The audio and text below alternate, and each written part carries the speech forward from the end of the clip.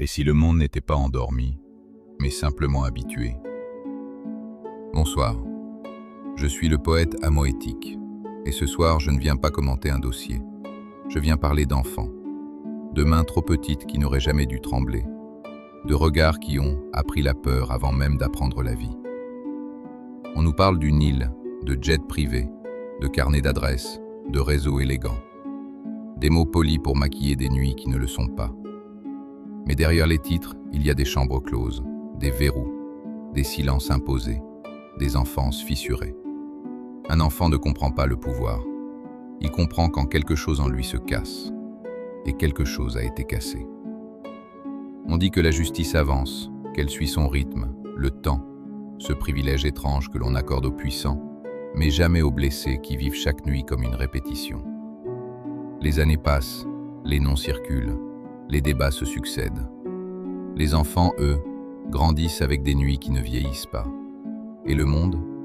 Il regarde, il s'indigne, il partage, puis il passe.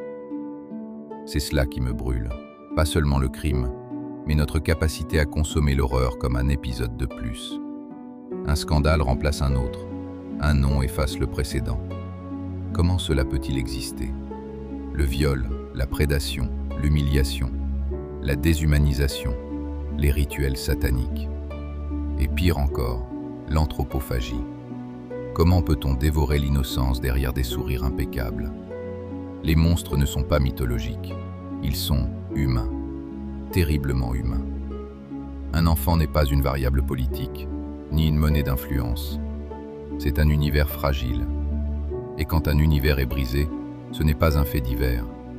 C'est une fracture dans l'âme humaine.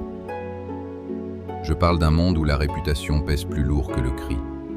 Et pendant que l'on débat, quelque part, un adulte devenu grand essaie encore d'apprendre à dormir sans peur.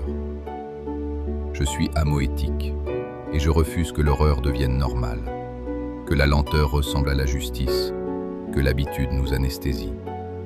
Parce qu'un monde qui s'accoutume à l'innocence brisée perd sa lumière, et un monde sans lumière ne s'effondre pas d'un coup, il s'éteint, en silence. Le mal avance sans bruit. Son venin nous endort avant même que l'on sente la morsure. Comme si une main obscure berçait l'humanité pour l'empêcher de se lever. Alors qu'attendez-vous pour vous réveiller ?